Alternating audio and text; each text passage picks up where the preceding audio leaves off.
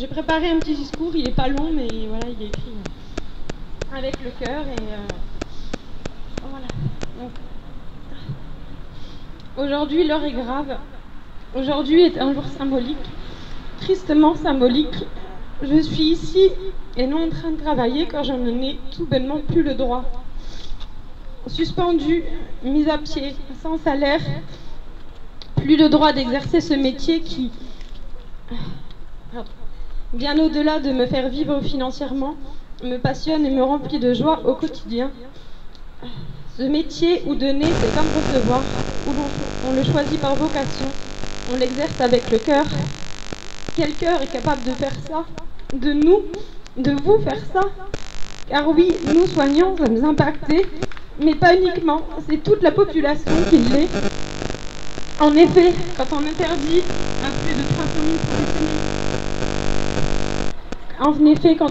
à plus de 300 000 professionnels de santé de travailler, de soigner, car ils refusent de céder au chantage de la vaccination, comment cela pourrait-il ne pas perturber notre système de santé qui est déjà sous tension? Depuis le début de la crise, on nous promet encore de nouveaux lits de réanimation, par exemple, et aucun n'a vu le jour. Et c'est malheureusement loin d'être le seul mensonge. La vaccination comme seule solution, inefficace, mais tout le monde en parle. Les traitements précoces et efficaces, comme l'ivermectine, prouvés, mais personne n'en parle. Le nombre inquiétant d'effets secondaires graves suite aux injections chiffrés, mais personne n'en parle. L'AMM conditionnelle, phase 3, thérapie génique expérimentale connue, mais personne n'en parle. L'immunité naturelle supérieure et supérieure à l'immunité acquise, ça c'est démontré et personne n'en parle non plus. Et pourtant, je vais terminer là, ô combien la nature est bien faite, rien ni personne ne pourra jamais l'égaler. Donc laissez-nous faire ce pourquoi nous sommes voués, laissez-nous soigner.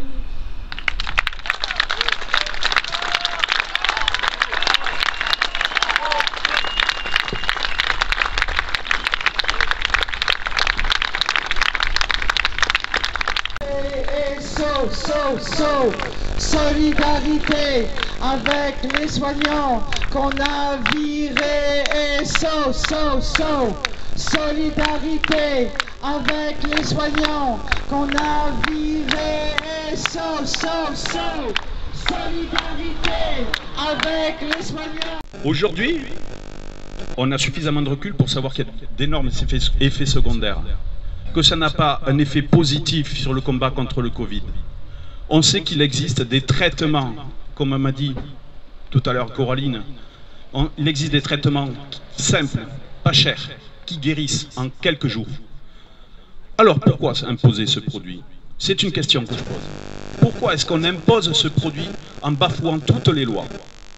Toutes les lois qui sont censées nous protéger des droits de l'homme, Nuremberg, Kouchner, et je ne vais pas les dire toutes, le code du travail, le secret médical, le serment d'Hippocrate pour les médecins. Pourquoi est-ce que tout ça, ça n'a plus de valeur? Pourquoi est-ce que nous, on doit appliquer les lois alors que la plupart des gens qui nous gouvernent, qui nous dirigent en partant des directeurs d'hôpitaux, pourquoi eux, ils ont le droit de faire ce qu'ils veulent avec la loi? C'est ça la France? C'est ça l'humanité? C'est pas ça que j'ai envie pour mes enfants. Aujourd'hui, depuis le départ, je dis que j'ai pas envie de me battre tel que les gouverneurs se battent. J'ai pas envie d'user de la manipulation. J'ai pas envie d'user de la violence ni de casser quoi que ce soit. Nous sommes tous des frères et des sœurs, nous sommes tous parents, nous avons tous des anciens. Messieurs les policiers, mesdames les policiers, c'est pareil. Vous êtes mes frères. Je travaille avec vous tous les jours quand j'accompagne des patients à l'hôpital. Je sais que ça peut vous parler, et je sais que ça vous parle. Et vous êtes dans une drôle de posture. En tout cas, moi, je vous aime. Et je sais qu'on vous a soigné, qu'on a soigné vos familles, et on continuera, même si on doit le faire hors la loi. En tout cas, je vous invite à nous rejoindre à un moment donné.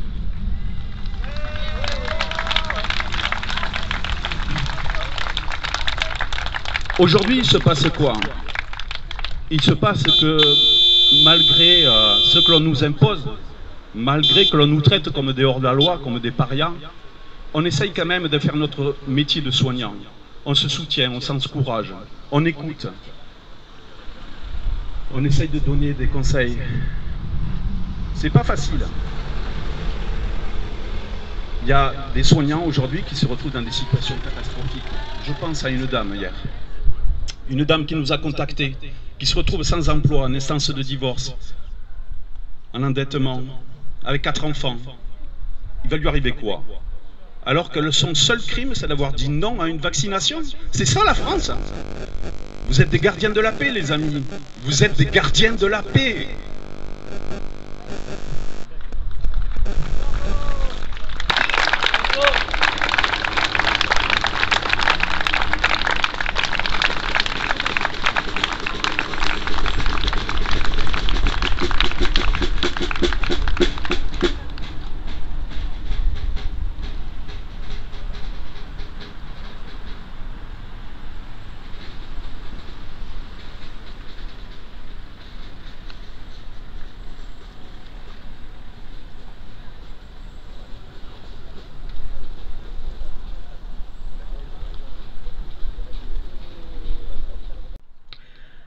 Nous, citoyens de tous horizons, unis et réunis aujourd'hui, guidés par nos connaissances et nos consciences éclairées, souhaitons alerter du danger imminent de la gestion et des dérives de la politique actuelle menée à tous les étages de nos institutions.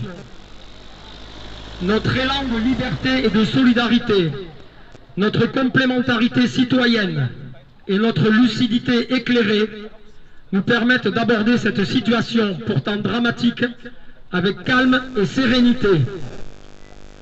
Le gouvernement et ses relais d'exécutants en cascade, loin d'adopter la même attitude que nous, embrassent un comportement de voyou, de tyran, de despote, avec toutes les caractéristiques connues.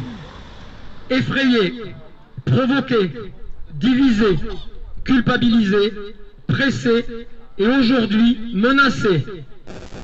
Nous, citoyens, sommes désormais les garants des fonctions pour lesquelles ces personnes ont été élues et nommées à leur poste. Pour ne citer que quelques exemples. Après les avoir pourtant allés dans ce sens, nous œuvrons pour la sécurité des personnels soignants, alors que, je le rappelle, cette mission qui est d'assurer la sécurité de tous leurs salariés est contractuellement confiée à chaque directeur de structure.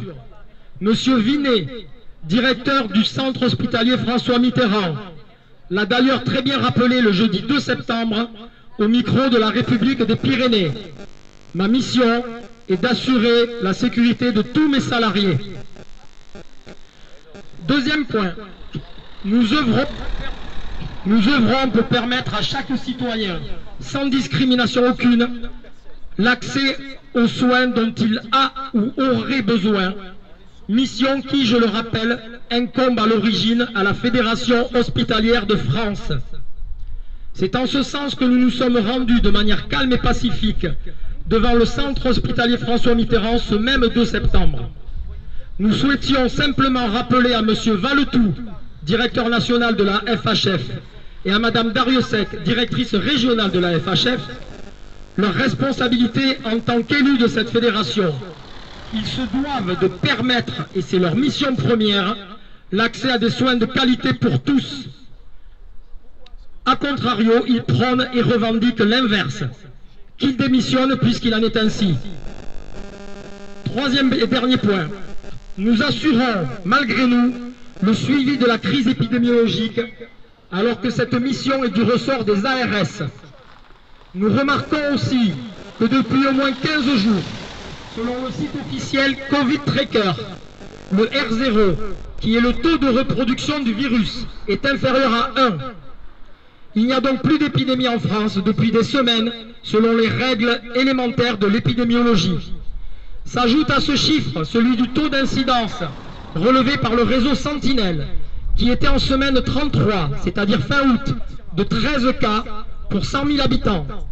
Cela signifie que, même si des personnes continuent de décéder de la Covid, et c'est très regrettable, au même titre que tous les autres décès, même si à mon sens, sont bien plus choquants les meurtres d'enfants et de femmes sous les coups des tyrans par exemple. Il n'y a donc aujourd'hui pas de crise épidémique dans notre pays.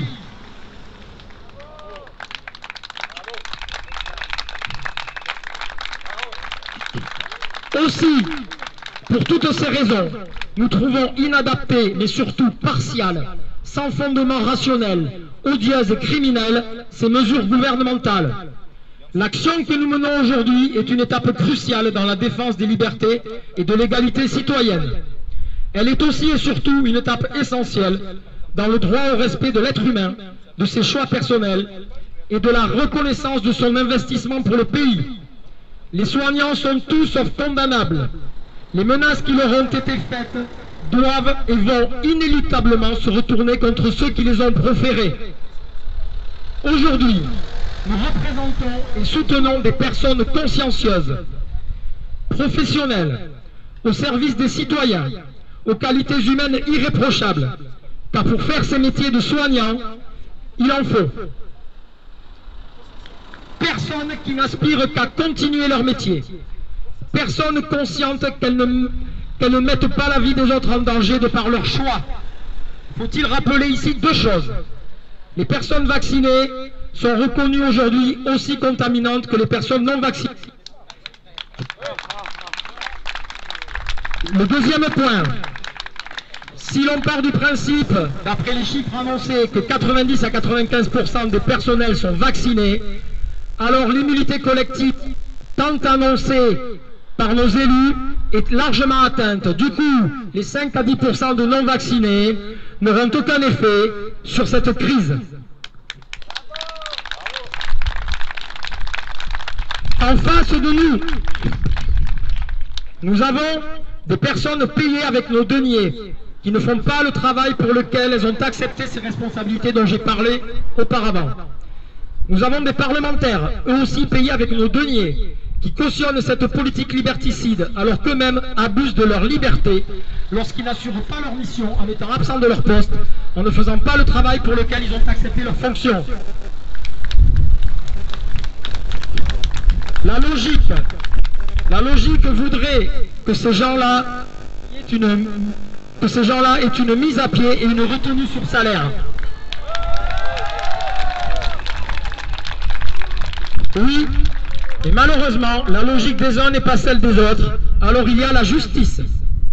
La prison doit être réservée aux criminels, aux voyous, non aux honnêtes citoyens et travailleurs. Volontairement, je ne parlerai pas aujourd'hui de nos stratégies de défense et d'attaque, mais sachez qu'elles sont nombreuses, étayées et plus que légitimes. Nous gardons en effet cet effet de surprise, car même si notre naïveté reste à nos yeux une qualité, nous sommes loin d'être stupides. J'invite la presse, les élus et les forces de l'ordre à nous rencontrer. Ils verront que nous sommes des citoyens éclairés, calmes, emplis de joie de vivre, mais aussi de connaissances et de savoir, n'ayant rien à envier à nos énarques.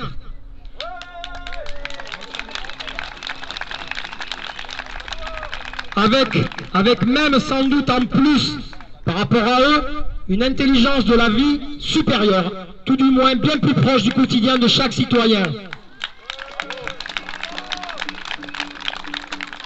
Presse, élus, forces de l'ordre, nous sommes vous, vous êtes nous. Nous avons besoin les uns des autres. Cette complémentarité et cette unité doivent naître d'un respect mutuel.